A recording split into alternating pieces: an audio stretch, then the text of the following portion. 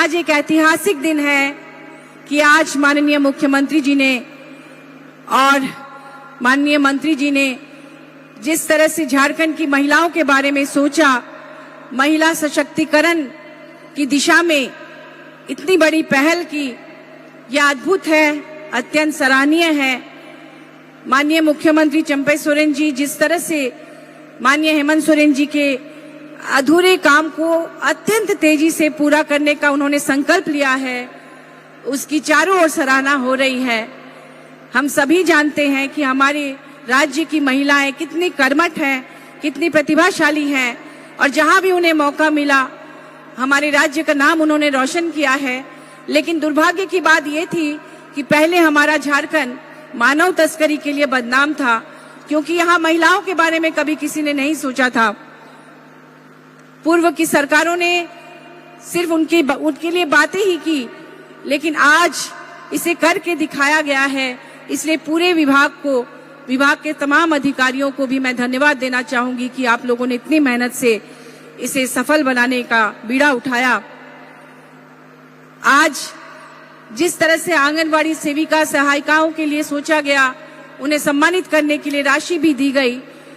इसके लिए आप सभी जानते हैं कि पिछली सरकार में किस तरह से लगातार आंदोलन कर रही थी हमारी आंगनबाड़ी बहनें, उन पर लाठियां बरसाई गई, लेकिन आज उन्हें सम्मान मिल रहा है।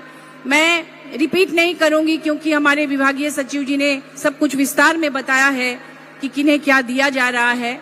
खुशी की बात यह है कि विधवा विवाह से लेकर उन तमाम बातों का ध्यान रखा गया जिसके लिए हमारे मनीषियों ने कभी सोचा था।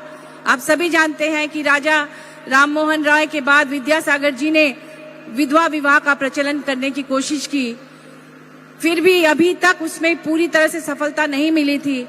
इसके लिए जो व्यवस्था की गई है, हमारे यहाँ डायन प्रथा के लिए पूरा देश जानता है। यहाँ पर हमारी छुटनी महतो जी हैं जिन्हें पद्मश्री मिला कि वो डायन प्रथा दूर करने के लिए वो सरायकेला की हैं, कितनी मेहनत की है, वो खुद भी एक पीड़िता रही है।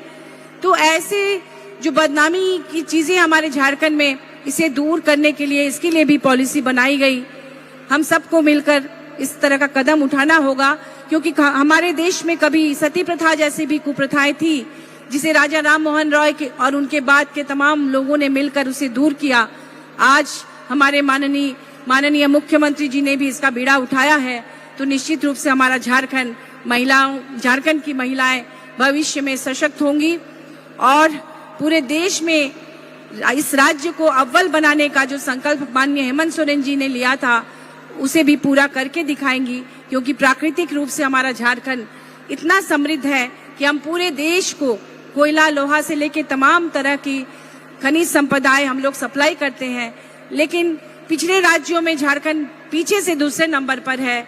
ये अत्यंत दुखद है, इसे दूर करना होगा, राज्य को आगे ले जाना होगा और इसके लिए आज जितनी भी योजनाएं लॉन्च की जा रही हैं वो मील का पत्थर साबित होंगी।